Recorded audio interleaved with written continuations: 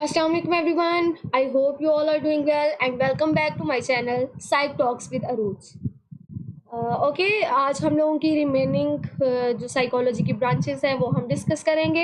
And इससे पहले मैं आपको एक बात शेयर करना चाहती हूँ कि ये जो मैं साइकोलॉजी की आपको ब्रांचेस इतने डिटेल से करवा रही हूँ ना, तो जो लोग क्लिनिकल साइकोलॉजी करना चाहते हैं वो ये चीज़ याद रखें कि आपको बीएस के फर्स्ट सेमेस्टर में ही ये सारी ब्रांचेस का एक कोर्स होगा। एप्लीकेशन इन साइकोलॉजी भी हो सकता है और किसी और नेम से भी आपको वो कोर्स दिया जा सकता है, जिसमें आपको ये सारी ब्रांचेस ऑफ साइकोलॉजी डिटेल से करवाई जाएंगी। तो अगर आप मेरा ये लेक्चर ले लेंगे तो आई होप कि आप लोग सारी अंडरस्टैंड कर लेंगे और आपके लिए ये बहुत अच्छा रहेगा। ठीक है, अगर आप लोग चाहते हैं कि मैं आपको ये साइकोलॉजी की सारी ब्रांचेस की आगे असेसमेंट्स भी करवाऊँ तो आप मुझे डैम कर सकते हैं, मैं आपको वो भी करवा सकती हूँ।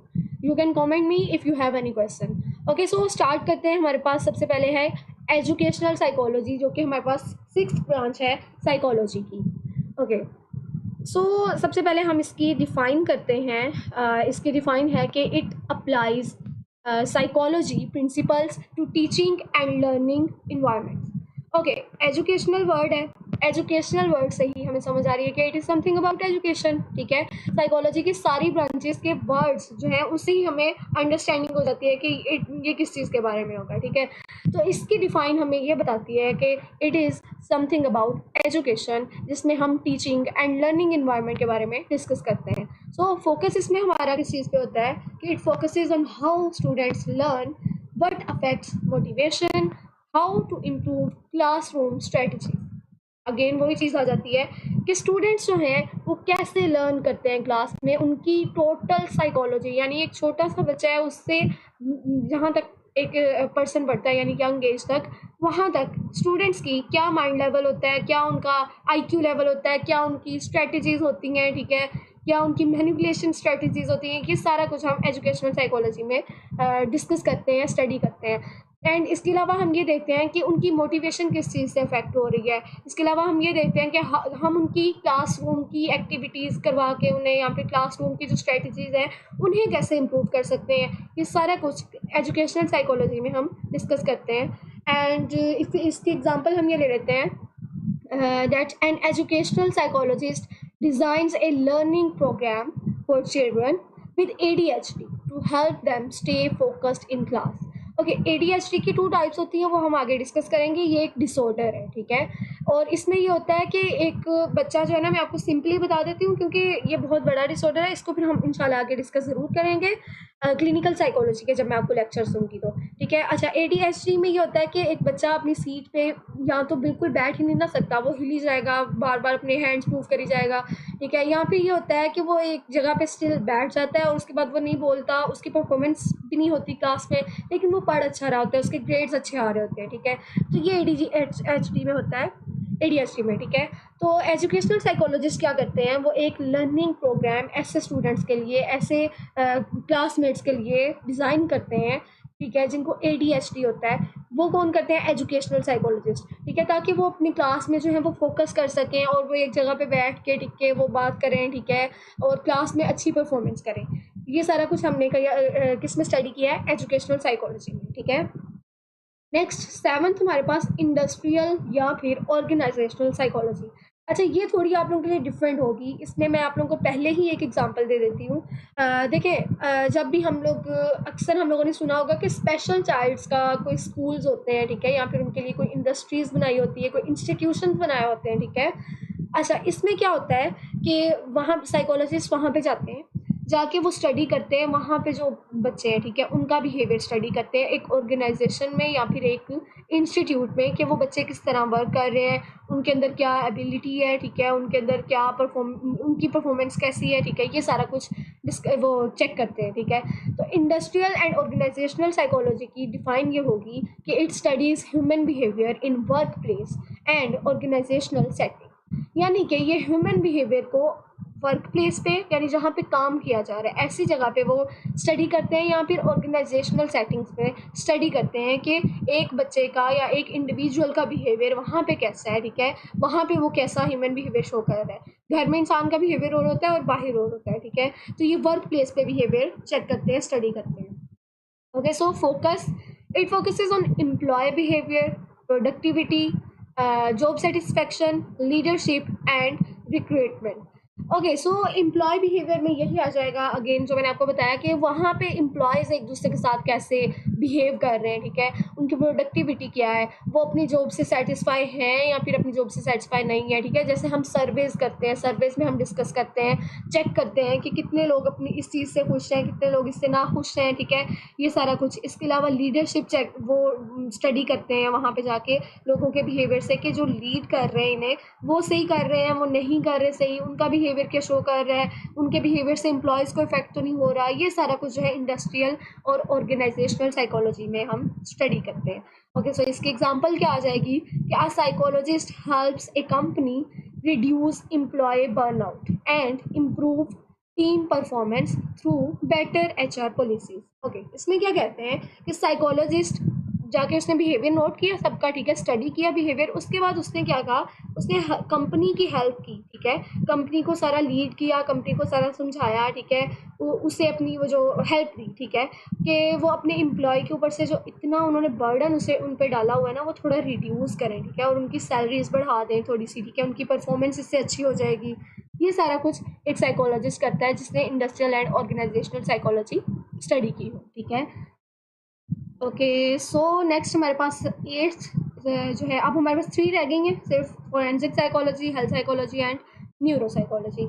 सो फोरेंसिक साइकोलॉजी होता है, इसकी डिफाइन है, it applies psychological principles to the legal and criminal justice system. Okay, so जो स्टूडेंट्स लॉ के हैं ना, उनके लिए ये फील्ड, उनको ये थोड़ा इंटरेस्टिंग लगेगा फोरेंसिक साइकोलॉजी, ठीक है, या जिनको क्राइम और इसमें इंटरेस्ट है, ठीक है, इस टाइप की स्टोरीज में इंटरेस्ट है, उनके लिए ये बड़ी इंटरेस्टिंग फील्ड है फोरेंसिक साइकोलॉजी, बिकॉज इसमें ये अपनी प्रिंसिपल्स अप्लाई करती है हमारे लॉ पे, हमारी लीगल एंड हमारी क्रिमिनल जस्टिस सिस्टम पे, ठीक है। यानी कि जैसे हम लोग अक्सर देखते हैं ना कि बहुत जो बड़े बड़े लोग होते हैं उनको ये कह के छोड़ दिया जाता है कि ये जो है ये तो वैसे ही दिमागी तौर पे बीमार है, ठीक है, ये तो मेंटल है इसलिए इसको छोड़ दो, या फिर ये इसने तो अब जानबूझ के नहीं किया, ये तो है ही पागल, इस वजह से इसने मार दिया, इस वजह से इसने कत्ल कर दिया। ये सारा कुछ ना फोरेंसिक साइकोलॉजी में होता है, ठीक है। अच्छा, इसमें फोकस क्या है, criminal behaviour, legal decision making, eye witness memory, ठीक है, कॉम्पिटेंसी एवेल्युएशंस। ओके, अब इसमें क्या होता है, देखें जो हमारी कंट्री में, जो हमारे रीजन में जो क्रिमिनल्स होते हैं ना, उनका बिहेवियर नोट किया जाता है। देखिए जो छोटे छोटे बच्चे भी है ना, वो भी क्राइम कर लेते हैं, फिर ये नहीं होता, फिर वो लॉ के जो होते हैं ना रूल्स, फिर इनके जो उन्होंने लॉ बनाए होते हैं उसके हिसाब से फिर वो पनिशमेंट भी देते हैं। लेकिन ये होता है कि फिर उनकी ना साइकोलॉजी देखी जाती है कि इन्होंने ये, अगर इन्होंने किसी को मार दिया है तो इन्होंने क्यों मारा है, ठीक है, इन्होंने कत्ल क्यों किया है, ये देखा जाता है सारा, ठीक है, और लीगल डिसीजन मेकिंग की जाती है, ठीक है, और आई विटनेस मेमोरी, ये सारा कुछ ही फोरेंसिक साइकोलॉजी में आता है, यानी कि क्राइम क्यों हुआ है इस चीज़ का, ठीक है, इसका बिहेवियर क्या था। ओके, ये सारा कुछ हमारे पास फोरेंसिक साइकोलॉजी में होता है। For example, a forensic psychologist assesses whether a murderer murder suspect in mentally fit to stand trial or not। Okay, इसमें वो कह रहे हैं कि फोरेंसिक साइकोलॉजिस्ट ये असेस करता है कि जो मर्डर हुआ है किसी इंसान का, क्या वो जो मर्डर था, जो कातिल था, वो मेंटली तौर पे ठीक था या वो बीमार था, वो वैसे ही दिमागी तौर पे बीमार था और उसने वो मर्डर कर दिया, ठीक है। ये एक एग्जांपल उन्होंने दी है। इसी तरह के बहुत से केसेस हैं, बहुत सी इसमें एग्जांपल्स होती हैं, ठीक है। देन हमारे पास आ जाते हैं health psychology. Okay, health psychology again name से समझ आ रही है, it is something about health, ठीक है। इसकी डिफाइन है, it explores how psychological factors affect physical health and illness. Okay, अब क्लिनिकल साइकोलॉजी में हम अगेन एंड अगेन बात कर रहे थे मेंटल इलनेस की, मेंटल डिसऑर्डर्स की, मेंटल हेल्थ की, ठीक है। अब हम हेल्थ साइकोलॉजी में थोड़ी सी बात कर लेते हैं फिजिकल हेल्थ की और फिजिकल इलनेस की, ठीक है, जो हम लोगों को बीमार हो जाते हैं वो वाली, ठीक है। ओके, इसका फोकस है जी behaviour changes, stress management, coping with chronic illness, lifestyle modification. Okay, अब देखिए आप कहेंगे कि फोकस अगेन बिहेवियर चेंजेस पे है, स्ट्रेस मैनेजमेंट पे है। इसमें थोड़ी सी चेंजिंग है। इसमें थोड़ी सी चेंजिंग कैसे है, क्लिनिकल साइकोलॉजी में आपकी मेंटल हेल्थ अफेक्ट होती है तो आप फिजिकली बीमार होते हो, ठीक है। यानी आपको स्ट्रेस है, स्ट्रेस की वजह से आपको एंग्जाइटी है, आपको पैनिक अटैक शुरू हो गए उसकी वजह से। हेल्थ साइकोलॉजी में थोड़ा डिफरेंट है। हेल्थ साइकोलॉजी में ये होता है कि आपको कोई इशू है जिसकी वजह से आप स्ट्रेस में जा रहे हो। फॉर एग्जांपल, आपको कैंसर है और आप कैंसर की वजह से एंग्जाइटी हो रही है आपको, आप परेशान हो रहे हो, आपके अंदर स्ट्रेस आ गया, आप डिप्रेशन में चले गए हो, आपके अंदर एंग्जाइटी डिसऑर्डर आ गया है। ये सारा कुछ होता है हेल्थ साइकोलॉजी में, यानी आपकी फिजिकल हेल्थ डिस्टर्ब होती है इसमें, ठीक है। देन इसकी एग्जांपल ये आ जाती है कि a psychologist works with a patient recovering from a heart attack to reduce stress, adopt healthy habits and avoid relapse. Okay, again वही बात की हुई है कि एक साइकोलॉजिस्ट जो है वो क्या करता है, वो पेशेंट को रिकवर करता है कि उसे हार्ट अटैक की वजह से हार्ट अटैक हुआ है उसे, ठीक है, और उसकी वजह से उसको स्ट्रेस हो गया। अब जब भी उसकी हल्की सी भी हार्ट में पेन होती है तो वो कहता है कि मुझे दोबारा हार्ट अटैक आ जाएगा, वो इस चीज़ की वजह से स्ट्रेस में जा रहा है, ठीक है। तो साइकोलॉजिस्ट उसकी हेल्प करता है कि वो इस चीज़ से स्ट्रेस से निकले ताकि उसको दोबारा हार्ट अटैक ना आए, ठीक है, और उसको हेल्दी हैबिट्स वो अपनाए, ठीक है, और अवॉइड करे जो रिलैप्स है इसे, ठीक है। देन हमारे पास लास्ट है, कंग्रेचुलेशंस, लास्ट आ गई है हमारे पास, दैट इज़ द न्यूरोसाइकोलॉजी। इसको हम बायोलॉजिकल साइकोलॉजी भी कह सकते हैं। न्यूरो, ओके, डिफाइन क्या है, it studies the relationship between brain functions and behaviour often after injury और न्यूरोलॉजिकल इलनेस। ओके, अब ये क्या बता रही है इसकी डिफाइन हमें, कि ये एक रिलेशनशिप है दो चीज़ों के दरमियान। एक तो हो गया बिहेवियर जो कि आ रहा है हमारे पास साइकोलॉजी से, जो न्यूरो से आ रहा है वो हमारे पास आ रहा है ब्रेन फंक्शन, ठीक है।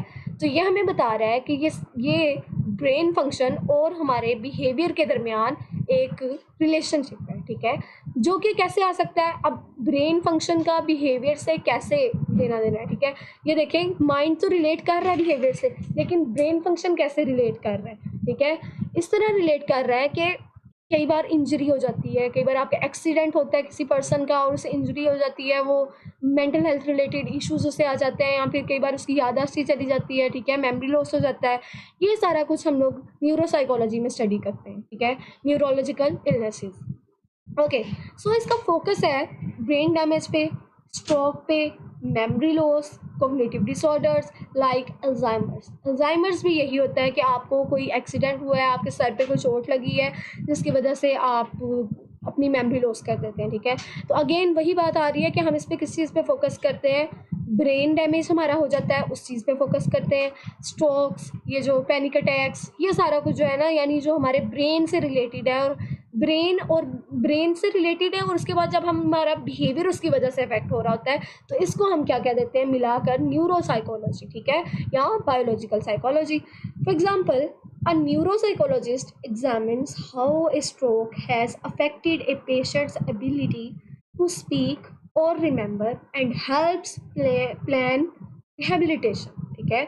न्यूरोसाइकोलॉजिस्ट क्या करता है, वो चेक करता है कि एक पेशेंट जो है उसको स्ट्रोक्स कैसे अफेक्ट कर रहे हैं, ठीक है, और उसकी वजह से उसको कैसे स्पीकिंग में, उसको कैसे लैंग्वेज में प्रॉब्लम आ रहा है, वो कैसे अब चीज़ें भूल जाता है, ठीक है, उसको मेमोरी लॉस हो रहा है। ये सारा कुछ जो है ये हम न्यूरोसाइकोलॉजी में डिस्कस करते हैं, और न्यूरोसाइकोलॉजी में हम ये सारी चीज़ें स्टडी करते हैं, ठीक है। तो आई होप कि आप लोगों को ब्रांचेस की सबकी समझ आ गई होगी। तो अगर आपको फिर भी कोई इशू आ रहा है, किसी भी चीज़ में इशू आ रहा है, तो आप मेरे से कमेंट सेक्शन में पूछ सकते हैं। एंड ओके, ये हो गया हमारा, आज ब्रांचेस कंप्लीट हो गई हैं, और हम नेक्स्ट सेक्शन में इंशाल्लाह दोबारा से कोई और लेक्चर लेके आऊँगी इंशाल्लाह मैं आपके लिए।